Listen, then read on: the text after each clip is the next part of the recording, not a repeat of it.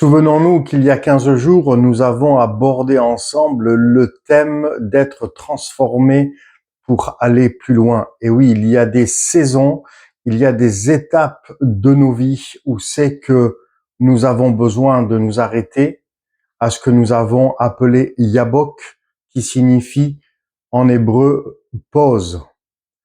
Jacob en a fait l'expérience, il s'est arrêté parce qu'il savait qu'il avait besoin d'être transformé face à sa situation, et il y a eu un temps de lutte, il y a eu un temps de transformation où Dieu est entré en scène. Et dans nos vies, c'est la même chose. Il y a des moments où c'est que peut-être que rien ne bouge, peut-être que rien n'avance dans ta vie, mais ne serait-il pas le moment pour toi de te mettre devant Dieu et de dire: Saint-Esprit, j'ai besoin que tu viennes me transformer pour aller plus loin. Et ça a été le premier point que nous avons abordé il y a 15 jours. Saint-Esprit, j'ai besoin que tu viennes me transformer. Il y a une importance majeure dans les saisons de nos vies où c'est qu'il est préférable que nous nous arrêtions pour justement faire un bilan avec Dieu pour la prochaine étape. La question qui se pose, c'est: as-tu les éléments pour rentrer dans ta prochaine saison? As-tu ce nouveau dépôt que Dieu veut déposer en toi pour faire face à ta nouvelle saison, pour remplir ta nouvelle saison, pour traverser cette nouvelle saison qui sera faite bien évidemment de bénédictions, puisque Dieu est un Dieu de bénédiction dont il est dit que sa bénédiction n'est suivie d'aucun chagrin.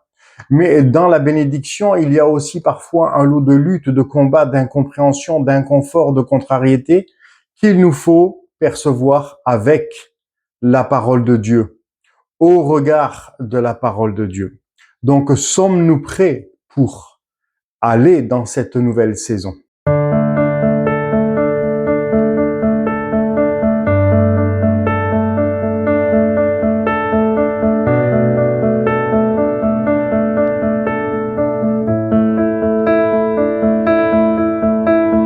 Bonsoir et bienvenue sur Bâtir avec Claude, certifié Total Impact Fadler Célestin.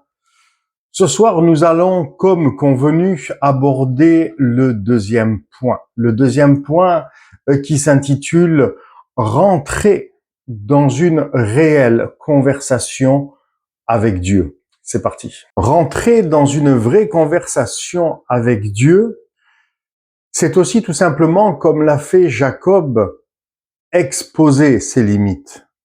Exposer ses limites, ça ne veut pas dire de confesser ou de proclamer le négatif dans nos vies. Mais si on doit rentrer dans une réelle conversation avec Dieu, c'est justement pour tout lui dire, dans un cœur à cœur, dans un temps de lieu secret où c'est que la conversation va se dérouler uniquement entre nous et lui et nous. Et nous allons voir dans un instant que c'est ce que Jacob a fait. Et d'où l'intérêt en fait d'exposer nos limites à Dieu, tout simplement pour que Dieu vienne nous transformer et élargir notre foi, élargir l'espace de notre tente, afin que de ces limites, il en ressorte une foi grandie et une foi illimitée qui va s'emparer des territoires et qui va conquérir les bénédictions que Dieu a préparées pour nous. Dans la Genèse chapitre 32, versets 1 et 2, il est dit clairement que la faveur de Dieu était sur Jacob.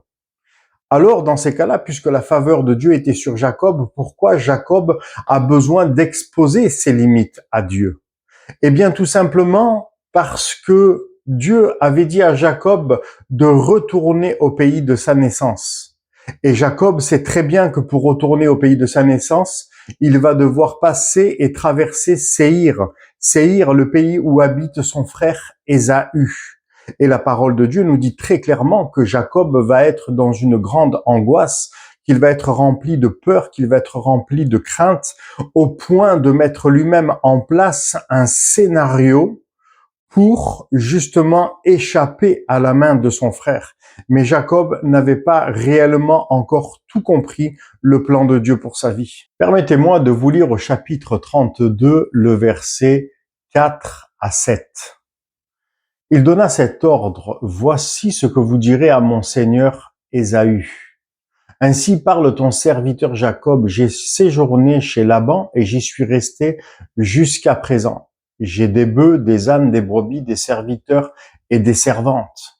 Et j'envoie l'annoncer à mon Seigneur pour trouver grâce à ses yeux. Les messagères revinrent auprès de Jacob en disant: nous sommes allés vers ton frère Ésaü et il marche à ta rencontre avec 400 hommes. Donc, à partir de là, nous allons voir ce que le verset suivant nous dit.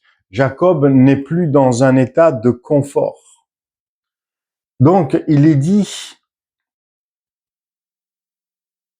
Jacob fut très effrayé et saisi d'angoisse. Il partagea en deux camps les gens qui étaient avec lui, les brebis, les bœufs et les chameaux. Donc, nous voyons bien que là, Jacob n'est plus dans un état de jouer, je me permettrai de dire, comme à l'époque, les gros bras, comme il l'avait fait au début avec son frère Ésaü. Parce qu'il sait très bien tout ce qu'il a vécu avec Dieu. Il a compris la dimension de la réalité de Dieu, de la réalité de la crainte de Dieu. Dieu s'est occupé de former Jacob pendant toutes ces années.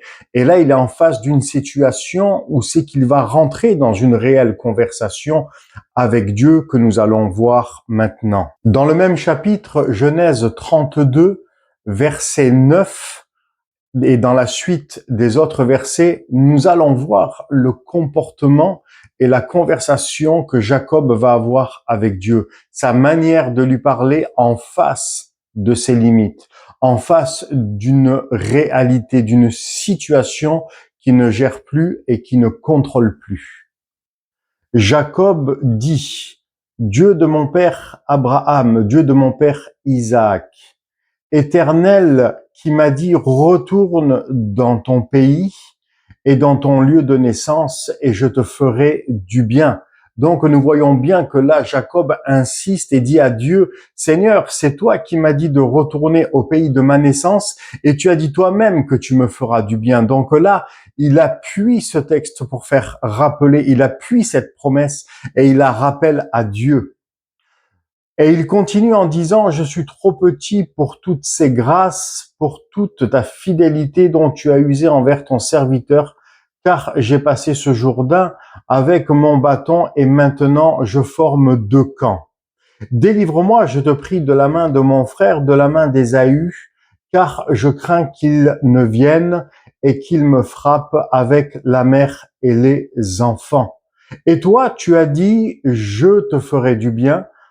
Je rendrai ta postérité comme le sable de la mer, si abondant qu'on ne saurait le compter. Waouh!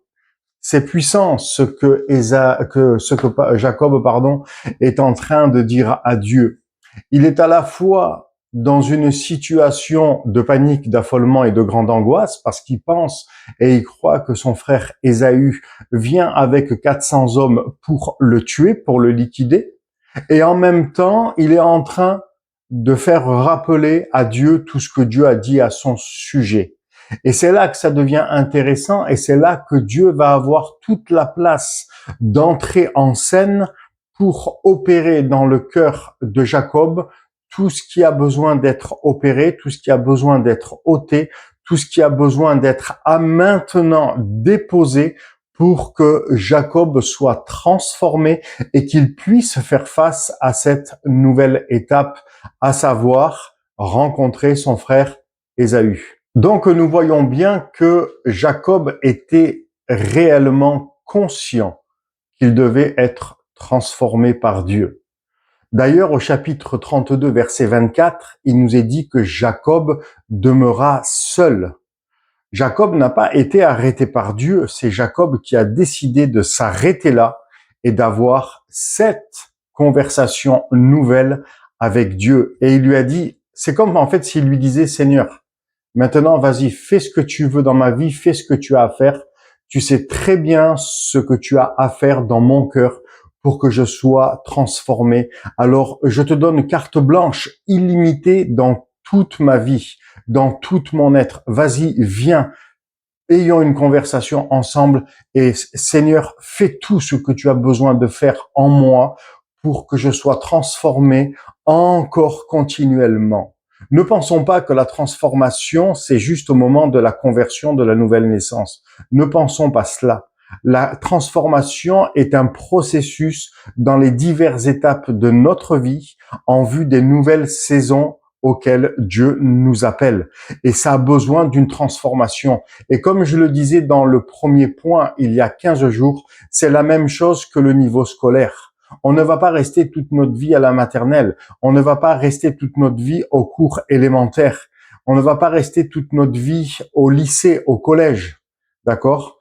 On va aller plus loin parce que Dieu nous fait gravir de palier en palier. Il nous fait grandir en maturité. Il nous fait grandir en autorité, en puissance et en foi pour aller plus loin afin que nous puissions pratiquer les œuvres qu'il nous a préparées d'avance afin qu'on les pratique bien évidemment. Donc, ne pensons pas que la transformation, c'est une seule étape de notre vie, mais c'est un processus à long terme jusqu'à la fin de notre vie. Il y a chez Jacob une détermination. Jacob est arrivé à un stade de sa vie où il a compris quelque chose de majeur. Et il est déterminé à ce que Dieu le transforme, c'est-à-dire il est déterminé et il veut la bénédiction. Donc dans le chapitre 32 de la Genèse, nous allons lire à partir du verset 26. Il dit, laisse-moi aller car l'aurore se lève. Et Jacob répondit, je ne te laisserai point aller que tu ne m'aies béni. Et il lui dit, quel est ton nom? Il lui répondit, Jacob. Il dit encore, ton nom ne sera plus Jacob, mais tu seras appelé Israël, car tu as lutté avec Dieu et avec des hommes, et tu as été vainqueur. Jacob l'interrogea en disant, fais-moi, je te prie, connaître ton nom. Il répondit, pourquoi demandes-tu mon nom? Et ce verset se termine par la phrase suivante, qui est puissante, et il le bénit là. C'est-à-dire que Jacob est allé au bout avec une détermination totale pour recevoir, pour vivre et pour être scellé dans cette bénédiction d'être transformé, puisque maintenant il s'appelle Israël. Israël qui vient aussi du nom origine de Sarah. Sarah qui veut dire mère d'une multitude. Bien sûr que Israël a encore d'autres éléments, mais nous voyons bien que Dieu a transformé Jacob en Israël, en nom d'Israël, parce que Dieu a un plan précis. Il lui a dit, je bénirai ta postérité, et cette postérité, on ne pourra pas la compter, elle sera comme le sable qui est au bord de la mer. Ça rejoint cette notion aussi de mère d'une multitude. On voit bien que Jacob a été déterminé pour rentrer dans la suite de ce plan de Dieu à partir de cette pause Yabok, qui lui a permis d'aller plus loin pour justement accomplir sa destinée. Regardons maintenant les effets de la bénédiction, les effets de la transformation que Dieu a opéré dans le cœur de Jacob. Jacob, au départ, pensait que Ésaü venait avec 400 hommes pour le liquider, pour le tuer, pour se débarrasser de lui. Mais regardons un instant ce que nous dit le chapitre 33 au verset 3. Lui-même passa devant eux. Donc là, il est question de Jacob. Il avait fait tout un scénario de mettre les femmes, les enfants et le cheptel devant lui. Et lui, en fait, il voulait rester caché derrière pour ne pas faire face à son frère. Mais là, il y a eu un changement de scénario par la grâce de Dieu. Donc il passa lui-même devant eux et il se prosterna en terre 7 fois jusqu'à ce qu'il fût près de son frère. Ésaü courut à sa rencontre, il l'embrassa, se jeta à son cou et le baisa, et ils pleurèrent tous les deux. N'est-ce pas magnifique et merveilleux qu'après avoir été déterminé, après avoir persisté, après avoir lutté, après avoir soutenu un combat avec puissance, après s'être efforcé de persévérer et d'avoir laissé Dieu faire son travail, Dieu a fait son travail dans le cœur de Jacob. Voilà le résultat qui s'ensuit. Il y a un fruit d'excellence. Il y a un fruit visible. Il y a un témoignage. Il y a une dimension de puissance, de réconciliation, de pardon et d'amour. Ça a été la prochaine saison et ça a été la prochaine étape de Jacob. Quelle est ta prochaine saison? Quelle est ta prochaine étape? Alors, je t'encourage vivement à faire une pause à Yabok, cet endroit où Dieu t'attend, et d'entrer véritablement dans une réelle conversation avec Dieu, de lui exposer tes faiblesses, de lui exposer tes limites, de lui exposer ta vie, tes incompréhensions, et tu vas voir ce que Dieu va faire avec toi. Dieu va te bénir. Dieu va te bénir au-delà de tes attentes, au-delà de tes espérances, au-delà de ce que tu penses même, et tu vas être surpris. Voilà, nous arrivons à la fin de cette vidéo dont le thème était être transformé pour aller plus loin avec Dieu. Je t'encourage plus que jamais à être déterminé dans la saison ou la transition de saison que tu vis. Je t'encourage à semer dans la prière avec persévérance, dans cette conversation, dans ce relationnel avec Dieu. Je t'encourage aussi à être à son écoute. Dieu parle, c'est une réalité. Dieu parle à chacun des cœurs. Alors prenons le temps de nous arrêter. Prenons le temps d'exposer nos limites, nos faiblesses, nos attentes à Dieu. Prenons le temps de tout lui dire tout simplement, mais prenons le temps aussi de savoir l'écouter, autant au travers de sa parole et autant dans nos cœurs, parce que Dieu a des choses à nous dire. Si cette vidéo t'a parlé, t'a impacté, t'a interpellé, et si tu désires aussi aller plus loin et que tu as besoin d'outils dans la foi, des outils efficaces, des outils préparés d'avance, j'ai tout ce qu'il faut pour toi. Tu n'as qu'à simplement m'écrire. Il y a mes informations dans la description ci-dessous. Alors, je t'attends, je te dis à très vite. Demeure ultra béni. À très bientôt.